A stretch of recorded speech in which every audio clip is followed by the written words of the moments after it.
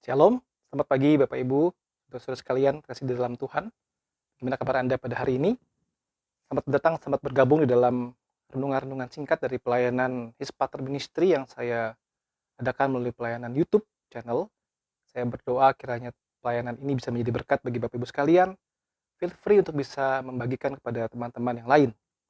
Bapak sekalian, pada saat ini saya akan mengajak kita pikirkan satu tema yang menarik sekali. Saya berikan judul teman yang tidak tahu malu.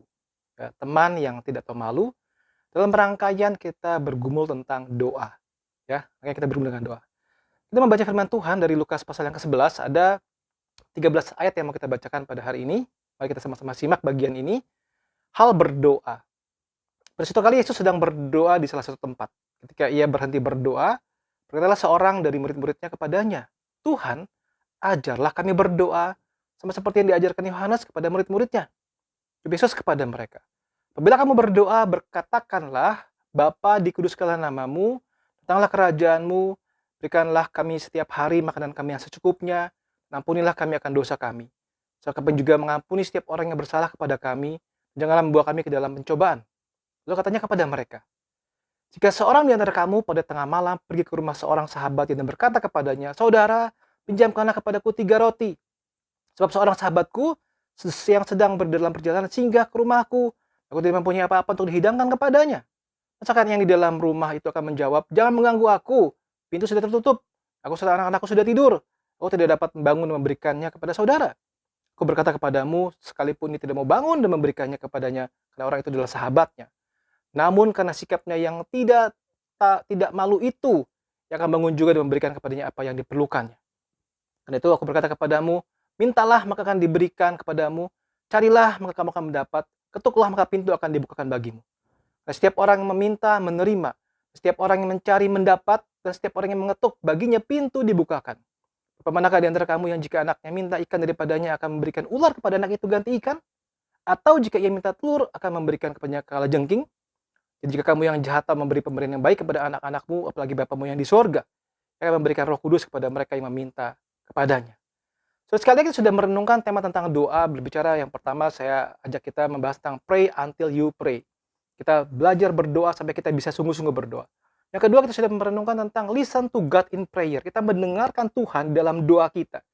Doa bukan cuma kita ngomong sama Tuhan, tapi kita juga belajar mendengarkan suara Tuhan. Minggu lalu kita belajar tentang search me, oh God. Kita belajar mengintrospeksi hidup kita, memeriksa hati kita, seperti apa waktu kita berdoa, apakah ada motivasi terselubung di dalamnya atau segala macam di dalamnya. Saudara, pada hari ini kita akan belajar tentang merenungkan tentang bagaimana kita berdoa. Dan kita akan melihat tema ini, teman yang tidak tahu malu. Saudara, begini problemnya. Apakah kita pernah punya teman yang tidak tahu malu, tidak tahu diri, ya? Hanya datang kepada kita jika ada maunya dan terus minta tolong, terus merengek-rengek, ya, memaksa kepada kita.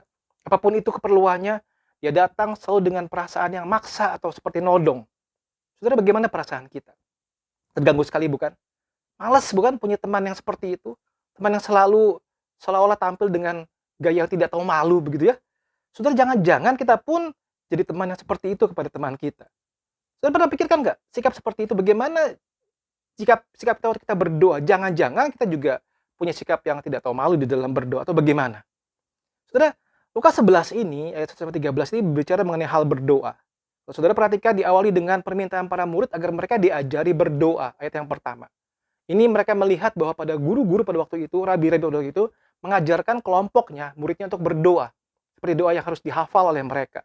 Dan di situ, para murid minta Yesus ajari mereka berdoa. Dan Yesus mengajarkan doa Bapa kami. Ayat 2 sampai ayat keempat. Kita tidak bahas bagian ini, ya, ada bagian-bagian yang sama dengan doa Bapa kami di dalam Matius. Saudara, kemudian Yesus mengajarkan ajaran penting soal apa? Mintalah, carilah, ketuklah. Ya. Mintalah, kamu akan menerima, carilah, kamu akan menemukan atau mendapat, dan ketuklah, pintu akan dibukakan bagimu. Ayat yang 9 dan ayat yang 10. Dan menariknya, saudara, pengajaran itu diapit oleh dua buah cerita. Dua buah ilustrasi atau perumpamaan. Yang pertama adalah cerita tentang teman yang tidak tahu malu. Ayat 5-8. Yang kedua, cerita tentang Bapa dunia versus Bapa sorgawi. Ayat 11-13. Saudara, pada hari ini kita akan membahas bagian yang pertama saja. Ayat 5-8 tentang teman yang tidak tahu malu. Saudara, sangat jelas sekali di situ. Yesus ingin mengajarkan sesuatu dan dia memberikan sebuah perumpamaan, sebuah cerita.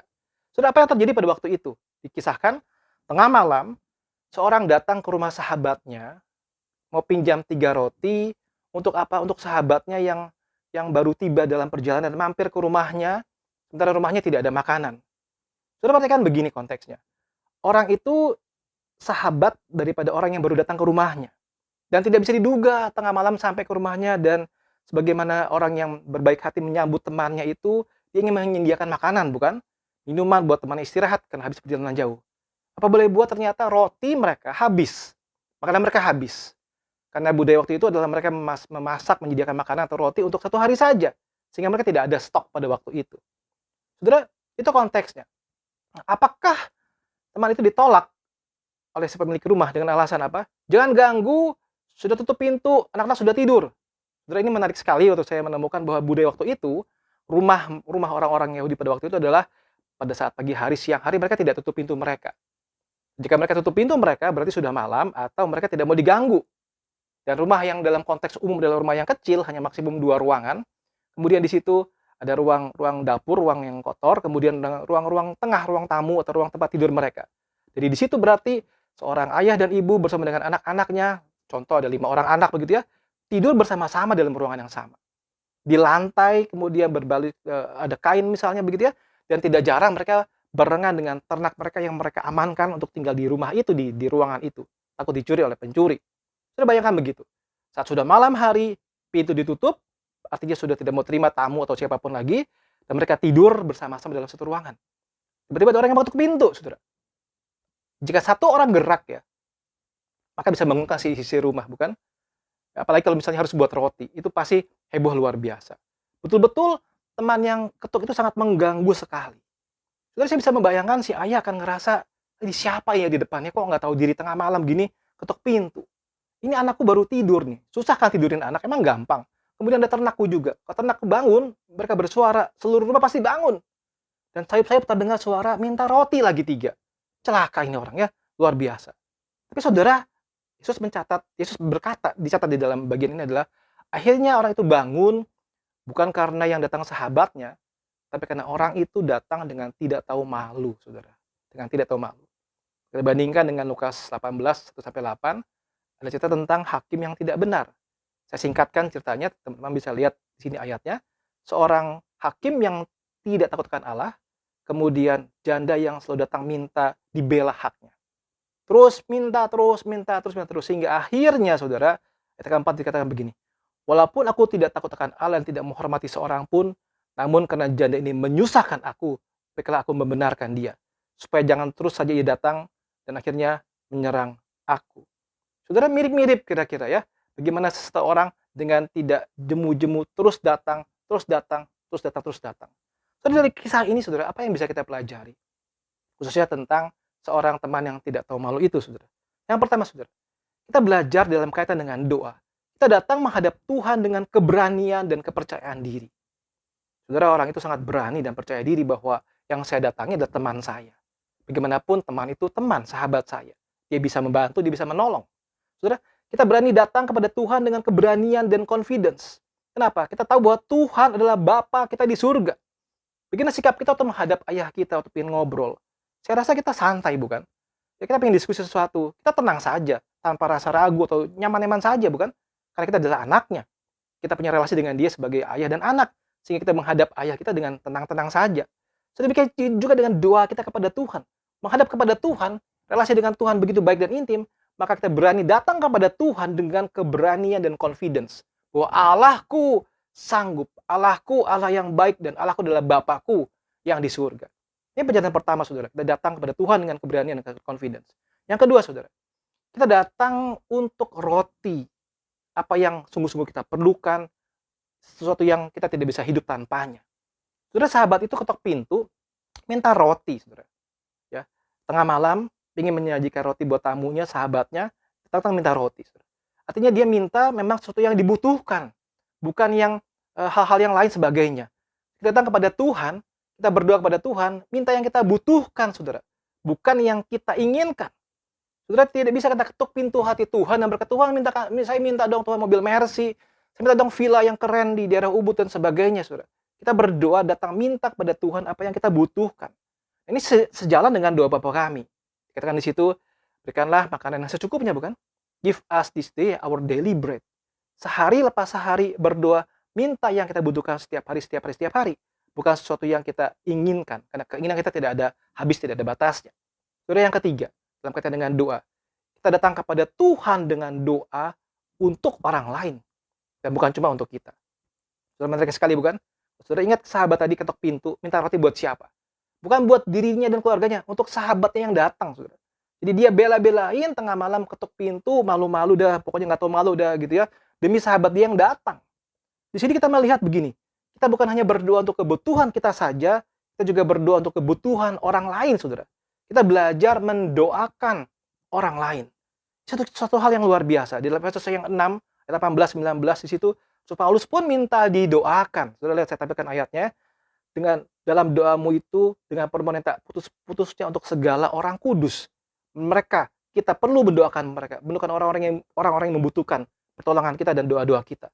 Nah, 3 bagian ini mengajar kita untuk bisa belajar juga bersyafaat bagi orang lain.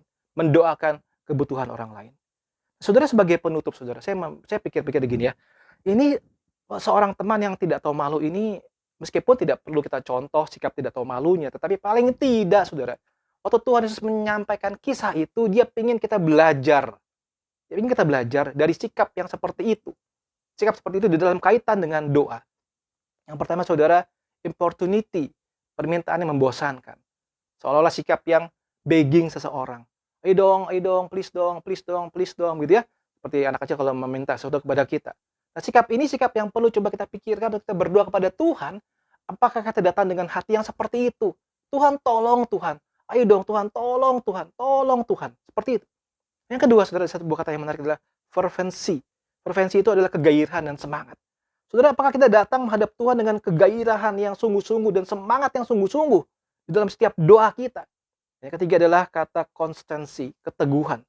Apa kita datang dengan teguh, dengan sungguh-sungguh, konsistensi pada Tuhan. Saudara, mari kita belajar mengubah, memperbaiki hidup doa kita. Kita datang kepada Tuhan dengan sungguh-sungguh. Saudara, sebuah kata-kata yang menarik dari sebuah artikel yang saya temukan, kira-kira seperti ini ya. We dare to be shameless in our prayers, to keep bringing our needs and hopes to our Heavenly Father, because Jesus tells us to do so, trusting in God's loving purpose for us. Not everything that happens is God's will, but we can affirm with Paul, in all things God works for good for those who love God, who are called according to His purpose. Kita berani datang menghampiri Tuhan dalam doa kita dengan sikap yang tidak tahu malu, membawa semua kebutuhan kita, pengharapan kita kepada Allah Bapa di surga. Karena Yesus ajarkan kita untuk berdoa seperti itu. Percaya kepada Tuhan. Tuhan punya tujuan yang baik dan mengasihi kita luar biasa.